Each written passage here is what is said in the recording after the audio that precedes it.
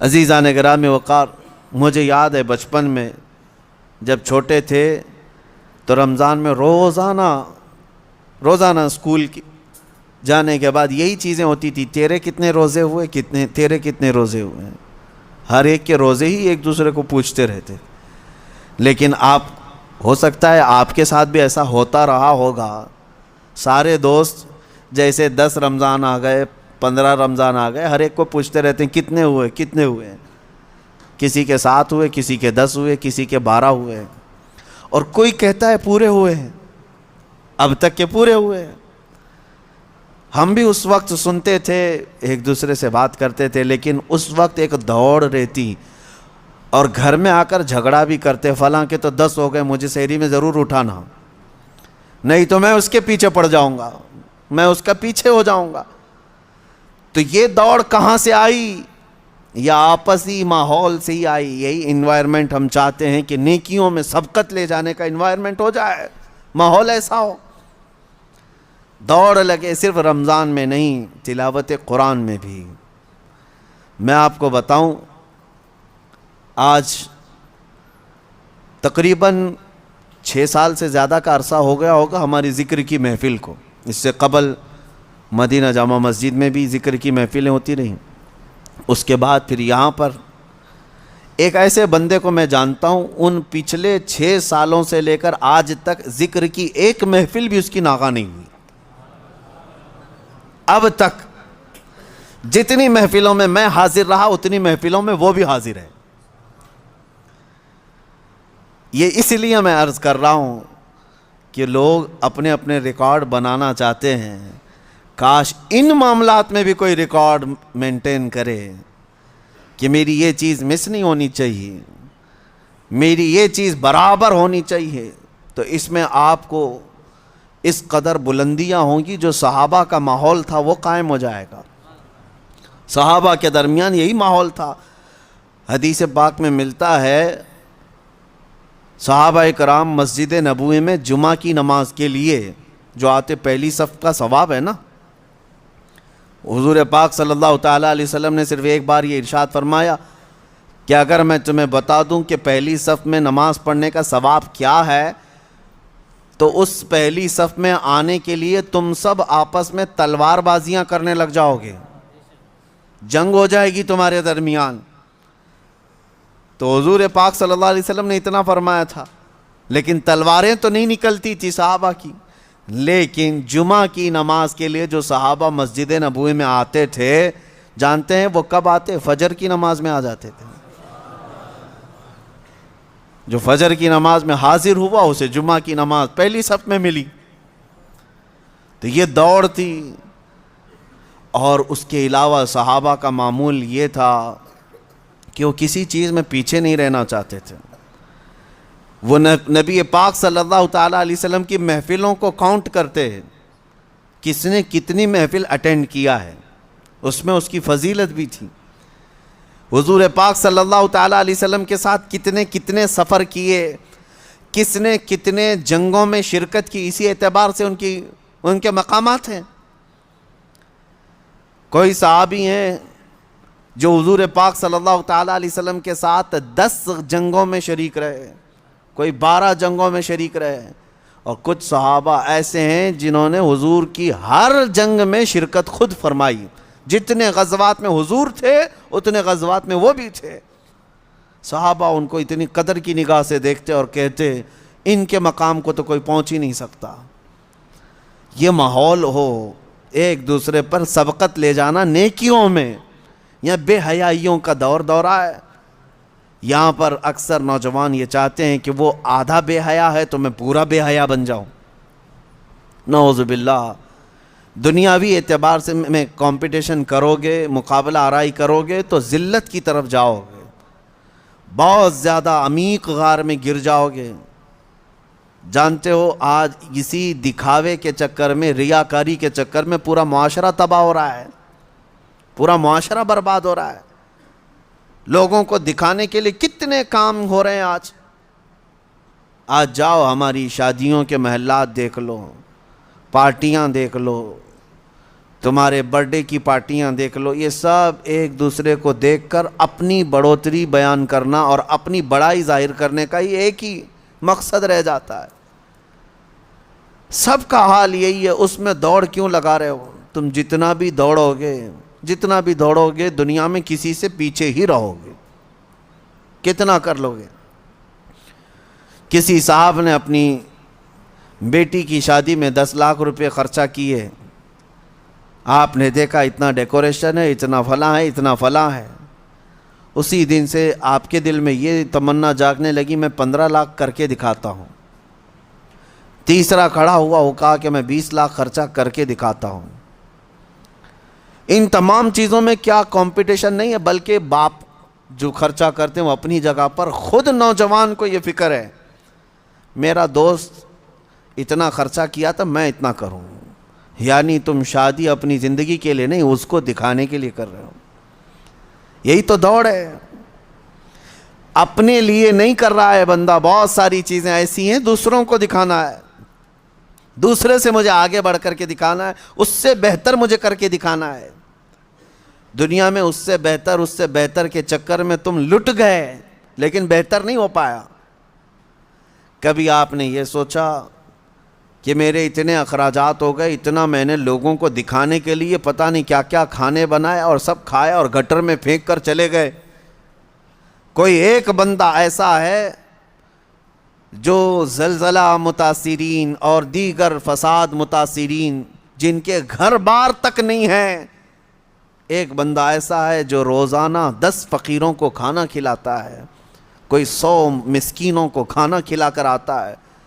تمنا تو یہ ہونی چاہیے تھی کہ وہ 10 کو کھلا رہا ہے آج، تو میں کیوں 50 کو نہ کھلاؤں؟ یہاں پر اگر تم کھلانے کی بات کرتے تو اللہ کا قرب حاصل کرتے، اللہ کا قرب حاصل کرتے۔ باقی پارٹی شارٹی جو ہے اس میں سوائے اسراف اور فضول خرچی اور بربادی کے کچھ حاصل نہیں ہے، کچھ حاصل نہیں۔ اور کب تک لوگوں کو راضی کرو گے؟ میں نے دیکھا ہے گھنٹے 2 گھنٹے کے لیے تمہاری پارٹی میں آئیں گے، گن کر کے جائیں گے کتنے کھانے بنے ہیں، یہی گننے کے لیے لوگ آتے ہیں۔ ٹھیک ہے 6 قسم کے کھانے تم نے بنائے تھے، وہی تمہارے ہاں جو کھایا ہوا ہے کل کسی اور کے ہاں کھائے گا اور بولے گا ارے بھائی تمہاری تو 6 ہی تھی، میں آج یہاں پر 8 والے کھا کے آیا ہوں۔ تمہاری تو سارے اخراجات، تمہاری ساری فیلنگ تو گئی، ختم ہو گئی۔ جس کو راضی کرنے کے لیے اتنے خرچے کیے تھے، تمہاری استطاعت سے بڑھ کر کے خرچہ کیا تھا، وہ کسی اور جگہ کھا کر کے پھر یہ کہے گا تیرا کم تھا فلاں کا زیادہ تھا، تو تمہیں بے سکونی ایسی ہی رہ جائے گی، وہ بے اطمینانی ویسی رہ جائے گی۔ چھوڑو، اسی لیے کہا ہے شاعر نے چھوڑ فکر دنیا کی، چل مدینے چلتے ہیں۔ اور وہاں دوڑنے کی جتنے لوگ بات کرتے ہیں وہ سبقت لے جاتے ہیں، سبقت لے جاتے ہیں۔ اسی لیے ہم نے دیکھا ہے، میں بلا مبالغہ کہہ رہا ہوں، میں اکثر ان بزرگوں کی تاریخ پڑھتا بھی ہوں اور ان کی کتابیں مجھے بڑی پسند بھی ہیں، یا ان کی صحبت مجھے بہت اچھی لگتی ہے جو کثرت سے میرے آقا صلی اللہ تعالیٰ علیہ وسلم کے کمالات کا ذکر کرتے ہیں۔ دل لگتا ہے ان بزرگوں کے پاس، اس کی وجہ یہی ہے کہ ان کو ہم جتنا پڑھتے ہیں ہمارے اندر سے اتنا ہی عشق رسول بڑھتا چلا جاتا ہے، اتنا ہی بڑھتا چلا جاتا ہے۔ ہو سکتا ہے پہلے ایسی تمنائیں نہیں تھی، لیکن بزرگوں کو پڑھنے کے بعد کچھ اور ہی تمنائیں ہونے لگتی ہیں۔ ظاہر سی بات ہے، پیر مہر علی شاہ رحمۃ اللہ تعالیٰ علیہ، اعلیٰ حضرت امام اہل سنت فاضل بریلوی، یہ مدینے گئے تھے حضور پاک صلی اللہ تعالیٰ علیہ وسلم کی بارگاہ میں۔ ہزاروں نہیں لاکھوں کروڑوں لوگ آتے ہیں، اپنی اپنی تمنائیں مانگتے ہیں، یا رسول اللہ میں فلاں ہو گیا، آپ مجھے یہ عطا کر دیں، وہ عطا کر دیں۔ لیکن ان بزرگوں کے سوال تو یہ تھے کہ یا رسول اللہ کچھ نہیں، بس آپ اپنی قبر انور سے باہر آ کر دیدار کرا دیں، تجھ سے تجھی کو مانگ کر مانگ لی ساری کائنات۔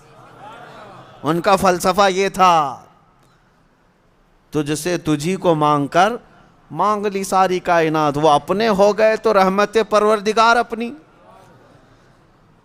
اور یہ سوال کیا، اور دونوں بزرگوں کو پہلی مرتبہ، دوسری مرتبہ، تیسری مرتبہ امید تو ان کی پوری نہیں تھی، یعنی وقتی طور پر ان کی مانگی ہوئی چیز تو سامنے نہ ملی، حکمتیں ہیں۔ دوسرے دن اعلیٰ حضرت فاضل بریلوی نے بھی اپنے ماتھے کی آنکھوں سے جلوہ رسول کو دیکھا۔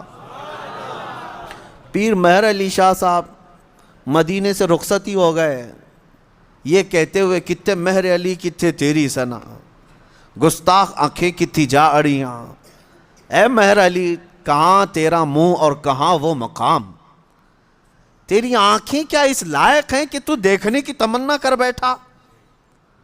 پھر یہی سوچ کر کے نکلے، وادی حمرا پہنچے تھے، مکہ جانے کا راستہ ہے بدر کے قریب، وادی حمرا، عصر کی نماز سے فارغ ہوئے تھے، دیوار کے پاس میرے مصطفیٰ کا دیدار ہوا، پرانی دیوار کے پاس کھڑے نبی پاک صلی اللہ تعالیٰ علیہ وسلم اپنے کمالات، اپنے جلووں کے ساتھ تشریف لائے۔ اب میں آپ کو یہ بات عرض کر رہا ہوں، کیوں میں نے یہ ذکر کیا، ہم نے اعلیٰ حضرت کو بھی پڑھا، پیر مہر علی شاہ صاحب کو بھی پڑھا، ہم ویسے بھی عمروں پر جاتے رہے، حج پر جاتے رہے، لیکن اب جب جاتے ہیں تو یہی تمنا ہوتی ہے کہ آقا جب انہیں دے سکتے ہیں تو ہمیں کیوں نہیں دے سکتے۔ یا رسول اللہ، آپ کے متعلق تو ہمیں اتنا ہی معلوم ہے، ایک میرا ہی رحمت میں دعویٰ نہیں،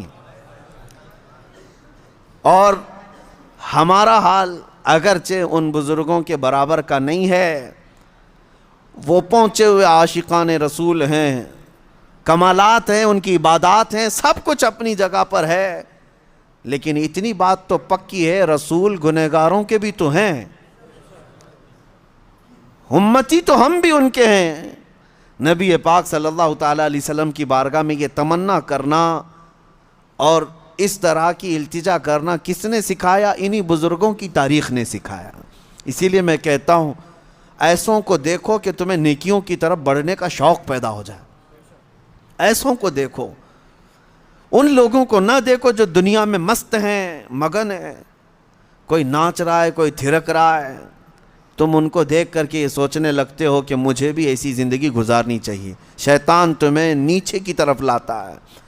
دنیا داروں کو جب جب دیکھتے رہو گے گناہوں کی خواہش پیدا ہوتی رہے گی۔ ایک بات یاد رکھ لینا، گناہ تمہارا نفس بعد میں کرتا ہے، لیکن تمہاری آنکھیں پہلے نظارے دکھاتی ہیں، دنیا کی رنگینیاں تمہارے سامنے لاتی ہیں، فلاں کی زندگی، فلاں کی زندگی، فلاں کی زندگی۔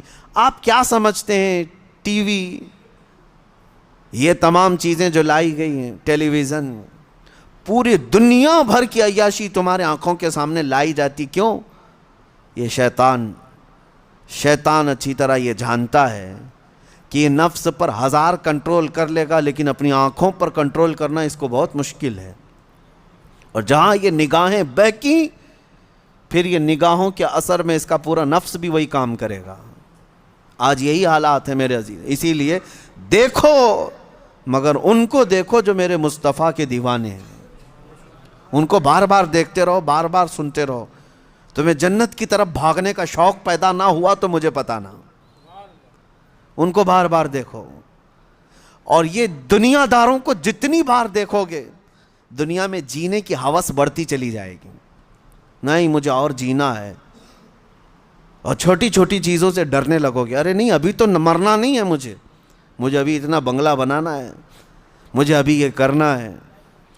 دنیا داروں کو جتنی بار دیکھتے جاؤ گے ہوس بڑھتی جائے گی دنیا میں جینے کی، لیکن ایک بات پکی میں آپ کو بتاؤں، عاشقان مصطفیٰ کو جتنی بار دیکھو گے موت کی تمنا آتی رہے گی، کب آنکھیں بند ہوں گی، کب حضور کا زیارت ہوگی، وہاں مرنے کا ڈر ہی ختم ہو جاتا ہے، موت کا خوف ہی نکل جاتا ہے۔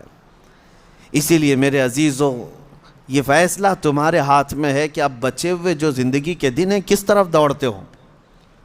ایک بات میں آپ کو بتا دوں، ایک دانشور کی بات مجھے بڑی اچھی لگی تھی، انہوں نے بہت پیارے انداز میں کہا ہے کہ یہ دنیا میں جتنے بورڈ لگے ہوئے ہیں، روڈ پر سائن بورڈ ہوتے ہیں، کہاں کے؟